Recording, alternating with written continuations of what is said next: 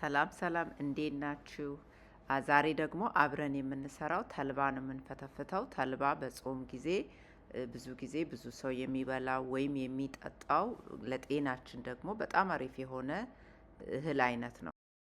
ተልባ ለጤናችን ወይም ለሰውነታችን ብዙ ጥቅም አለው። አሁን በተለይ በብዙ መንገድ ይበላል። ድሮ እንኳን እንደዚህ ተፈትፍቶ ካልሆነ ደግሞ ተበጥብጦ ሲጠጣ ወይም አራስ ሆነው ሰዎች ሲጠጡት ነው። አሁን ግን በብዙ መንገድ ዳቦ ላይ ይጨመራል፣ ሌላ ነገር ላይ በብዙ መንገድ ይበላል።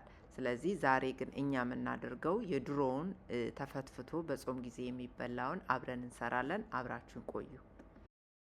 ተልባውን ለመፈትፈት የሚያስፈልጉን ነገሮች እዚህ ጋር ቃሪያ፣ ሽንኩርት፣ ጨው፣ ትንሽ ቁንዶ በርበሬ፣ ዘይት አለኝ። እናንተ ምናልባት ሌላ ነገር የምትጨምሩት ካለ መጨመር ትችላላችሁ። እኔ ግን በመጀመሪያ ያደረኩት ውሃ አረኩኝ። ውሃው ላይ ቁንዶ በርበሬውን፣ ጨውን ጨመርኩና አንድ ላይ በጥብጬ ከዛ በኋላ ተልባውን ነው የጨመርኩት። ተልባውን ጨምሬ የምትፈልጉትን ወፈር ያለ ከሆነም ቀጠን ያለ ከሆነም እናንተ እንደሚመቻችሁ ወይም እያንዳንዱ ሰው ለራሱ እንደሚመቸው ማድረግ ይችላል። ተልባ በጥብጣችሁ ካስቀመጣችሁ እየቆየ በሄደ ቁጥር ትንሽ እየወፈረ ነው የሚመጣው እና ሁል ጊዜ በጥብጣችሁ በተለይ ወዲያው ማትጠቀሙ ከሆነ ያንንም ታሳቢ ማድረግ አለባችሁ። ተልባ ለጤናችን በጣም ጠቃሚ ከሆኑ የእህል አይነቶች አንዱ ነው። ስንመገበው ብዙ ጥቅም አለው።